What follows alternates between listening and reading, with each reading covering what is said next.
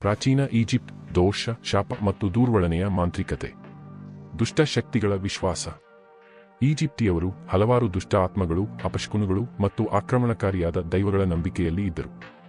ಜನರು ಹಲವು ಬಗೆಯ ತಾಬೀಜ್ ಧರಿಸುತ್ತಿದ್ದರು, ಶಾಪದಿಂದ ಹಾಗೂ ದುಷ್ಟ ಶಕ್ತಿಯಿಂದ ರಕ್ಷಣೆಗಾಗಿ. ದೂರ್ವಳನೆಯ ಮಾಂತ್ರಿಕತೆ. ಕೆಲವೊಮ್ಮೆ ವ್ಯಕ್ತಿಗಳನ್ನು ಹಾನಿಗೊಳಿಸಲು ಅಥವಾ ಅನಿಷ್ಟ ಉಂಟುಮಾಡಲು ಕಪ್ಪು ಮಾಂತ್ರಿಕತೆ ಉಪಯೋಗಿಸಲಾಗುತ್ತಿತ್ತು. ಇದರಲ್ಲಿ ಪ್ರತಿನಿಧಿಸಬಹುದಾದ ಪುಗುರು, ಮಣ್ಣಿನ ಬೊಂಬೆಗಳು ಮತ್ತು ಶಾಪಾತ್ಮಕ ಮಂತ್ರಗಳು ಬಳಸಲಾಗುತ್ತಿದ್ದವು. ಶತ್ರುವಿಗೆ ಹಾನಿ ಮಾಡುವ ಉದ್ದೇಶದಿಂದ ವಿಜ್ಡ್ ಮ್ಯಾಜಿಕ್ ಜಾರಿಗೊಳಿಸಲಾಗುತ್ತಿತ್ತು. ಶಾಪಿತ ಸಮಾಧಿಗಳು. ಕೆಲವು ರಾಜರ ಸಮಾಧಿಗಳಿಗೆ ಶಾಪಿತ ಶಿಲಾಲೇಖನಗಳು ಇಡಲಾಗಿದ್ದವು. ಯಾರಾದರೂ ಈ ಸಮಾಧಿಗೆ ಹಾನಿ ಮಾಡಿದರೆ ಅವನ ಮೇಲೆ ಶಾಪ ಬೀಳುತ್ತದೆ.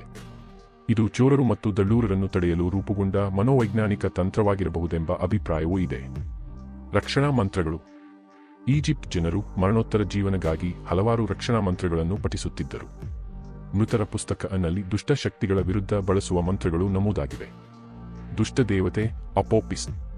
ಅಪೋಪಿಸ್ ಎಂಬ ಸರ್ಪದ ರೂಪದ ದುಷ್ಟ ದೇವತೆ ಪ್ರತಿ ರಾತ್ರಿ ಸೂರ್ಯದೇವರು ರಾನನ್ನು ನುಂಗಲು ಯತ್ನಿಸುತ್ತಿದ್ದನೆಂಬ ನಂಬಿಕೆ ಇದ್ದಿತು.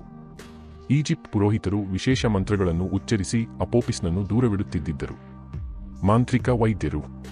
ಹಳೆಯ ಈಜಿಪ್ಟಿನಲ್ಲಿ ಮಾಂತ್ರಿಕ ಪಂಡಿತರು ರೋಗ ನಿರ್ವಹಣೆಯಲ್ಲಿ ಸಹ ಭಾಗವಹಿಸುತ್ತಿದ್ದರು.